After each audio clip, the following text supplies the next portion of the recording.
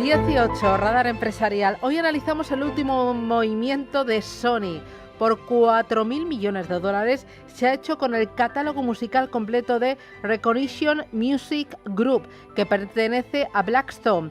Esto incluye 45.000 canciones de artistas de la talla de Beyoncé, Bon Jovi o Mariah Carey. Uno de los aspectos más llamativos de este acuerdo es que en colaboración con el Fondo de Inversión de Singapur, con el que empezó a colaborar a principios de año para cometer este tipo de operaciones, esta operación está dentro de la hoja de ruta de la compañía japonesa, ya que hace cosa de un año se hizo con Hypnosis Songs Group, una filial precisamente de Recognition. Hiroki Totoki, CEO de la compañía, analizaba así la importancia del catálogo musical. El sector musical es una clase de activos con un riesgo y una rentabilidad relativamente bajos, y eso encaja perfectamente con el crédito privado. Y como sabes, requiere un horizonte temporal a largo plazo como inversión, y como he dicho, es un ejemplo excelente. Robert Kinkel, CEO de Warner Music, también quiso demostrar para Bloomberg la relevancia que tienen los derechos musicales en la empresa.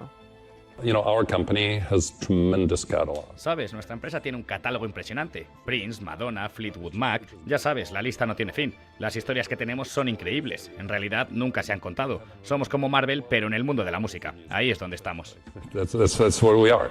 Los catálogos musicales se han convertido en uno de los principales objetivos de Sony en los últimos años, y viendo el peso de la música en sus cuentas del primer trimestre, uno puede entender por qué. En el primer ejercicio, la firma nipona reportó ingresos de 20.000 millones de dólares, un 8,3% más interanual. De estos 20.000 millones, 3.000 fueron de los segmentos música grabada más publishing. Solo por streaming editorial Sony ingresó más de 400 millones. La música le es cada vez más rentable gracias a plataformas como TikTok o Spotify, frente a otras divisiones como el gaming, donde prevé una caída en las ventas para este 2026 del 6%. ¿Cuánto reciben las discográficas que controlan los derechos musicales de estas compañías?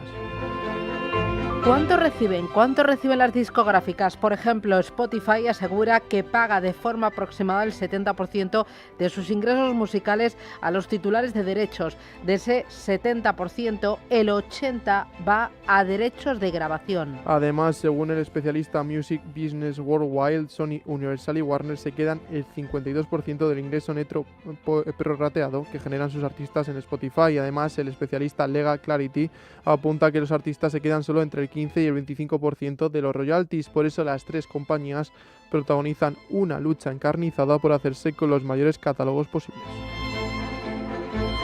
En 2021, Universal destinó más de 3.000 millones de dólares en conseguir los derechos de las canciones de artistas como Sting, Neil Diamond o David Bowie. Este año Warner Music se gastó más de 300 millones de dólares para obtener el catálogo grabado de los Red Hot Chili Peppers, y también adquirió una participación mayoritaria en Tempo Music, que incluye los derechos de músicos como Bruno Mars, Adele o 21 Pilots.